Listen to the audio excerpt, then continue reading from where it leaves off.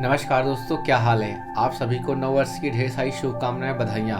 आज की इस वीडियो में बात करने वाले हैं एचडीएफसी बैंक के इंस्टा लोन और जंबो लोन में क्या डिफरेंस होता है और कैसे हमें मिलता है और कैसे इसे हम यूज करते हैं। अगर इसका बिल पेमेंट हमें करना हो तो कैसे इसका कर सकते हैं, और अगर आप इसका बिल डिटेल्स देखना चाहें तो कैसे आप देख सकते हैं। सारी जानकारी आज की इस वीडियो में हम आपके साथ साझा करने वाले हैं। तो चलिए वीडियो को शुरू करते हैं। तो सबसे पहले जान लेते हैं एचडीएफसी बैंक के इंस्टा लोन के बारे में। इंस्टा लोन हमें तब बैंक की ओर से प्रोवाइड किया जाता है जब आप बैंक की सर्विस को अच्छे से यूज करते हैं, जब आपको क्रेडिट कार्ड मिल जाता है। क्रेडिट कार्ड के बेस पे हमें एचडीएफसी बैंक की ओर से इंस्टा लोन मिलता है। अगर आपके क्रेडिट कार्ड की लिमिट 30,000 रुपये हो जाती है, अगर आप उसमें से अच्छे से लिमिट को यूज करते हैं, लगभग 30% से कम यूज करते हैं, यानी कि आप 1000, 2000, 3000 ऐसे यूज करते हैं अपने क्रेडिट कार्ड से लिमिट को, बैंक आपकी प्रोफाइल को चेक करती है। आप जब प्रोफाइल एलिजिबल हो जाती है इंस्टा लोन के लिए तो आपको ऑफर आ जाता है प्री अप्रूव्ड, जिसे आप लेकर के अपने अकाउंट में ट्रांसफ़र कर सकते हैं और आप कहीं पर भी उसे यूज कर सकते हैं। तो इस तरह से आपको बैंक इंस्टा लोन देती है। लेकिन जब आप इंस्टा लोन लेते हैं, जैसे कि हमने बताया, अगर आपके क्रेडिट कार्ड की लिमिट 30,000 रुपये होती है, जब आपको आपके क्रेडिट कार्ड पर 20,000 की इंस्टा लोन लिमिट मिल जाती है, जब आप उससे ले लेते हैं, तब आपकी जो 20,000 लिमिट होती है और ब्लॉक हो जाती है। यानी कि जब अपने क्रेडिट कार्ड से आप ट्रांजेक्शन करेंगे कहीं पर भी, तो आप मैक्सिमम फिर 10,000 रुपये तक आप पेमेंट कर पाएंगे। यानी कि आपकी जो इंस्टा लिमिट होती है, जो आपको इंस्टा लोन मिलता है कैश के तौर पे, जो आप अपने अकाउंट में ट्रांसफ़र कर रहे हैं, वो आपकी लिमिट ब्लॉक हो जाती है।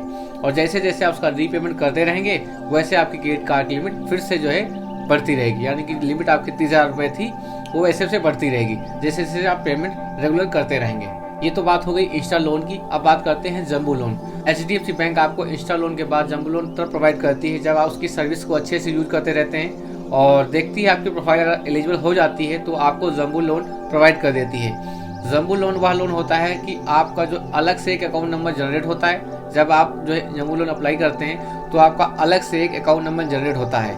उसको क्या करते हैं आप किसी अदर अकाउंट में जब आप उसे अप्लाई कर लेंगे, यानी कि अप्लाई वाला जो प्रोसेस होता है उसका लिंक आपको डिस्क्रिप्शन बॉक्स में मिल जाएगा, कैसे आप अप्लाई कर सकते हैं। उसमें हमने सारा डिटेल्स A to Z बता रखा है कैसे आपको अप्लाई करना होता है। आप इस वीडियो को देख सकते हैं कैसे आपको अप्लाई करना होता है। जब आप अप्लाई कर लेते हैं ना, तो आपका एक अलग से account number IFSC code generate हो जाता है। यानी कि जब आपका अकाउंट नंबर जहाँ पर शो करता है स्क्रीन पे, उस पर जैसे ही टैप करेंगे तो आपको दूसरा अकाउंट नंबर शो कर जाएगा।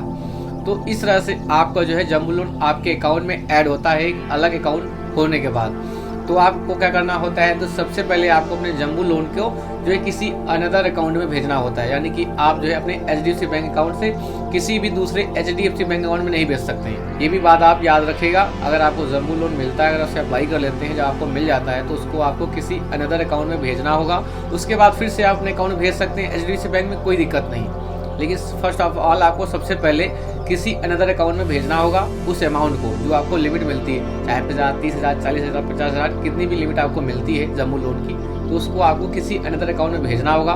उसके बाद आप अपने पर्सनल अकाउंट में भेज सकते हैं और उसके बाद उस लिमिट को यूज कर सकते हैं। और इसका स्टेटमेंट कैसे आपको आता है, यानी कि इसका जो बिल पेमेंट करना होता है, जैसे आपका क्रेडिट कार्ड आता है हर महीने की 15 तारीख या 14 तारीख जो भी बिल आपका आता है, जिस भी डेट में आता है, सेम आपका जंबो लोन का भी आता है। अलग से स्टेटमेंट आता है जंबो लोन का।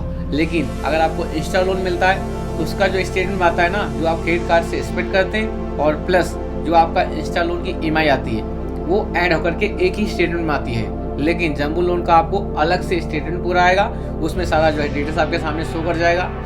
तब आपको जैसे पेमेंट करते हैं आप क्रेडिट कार्ड का, वैसे ही आपको पेमेंट करना होता है जंबो लोन का। तो इस तरह से आप अपने पेमेंट को कर लेते हैं। अगर आपके पास अभी 2025 में किसी भी बैंक का क्रेडिट कार्ड नहीं है, तो आप एचडीएफसी बैंक में अपना अकाउंट ओपन कर सकते हैं।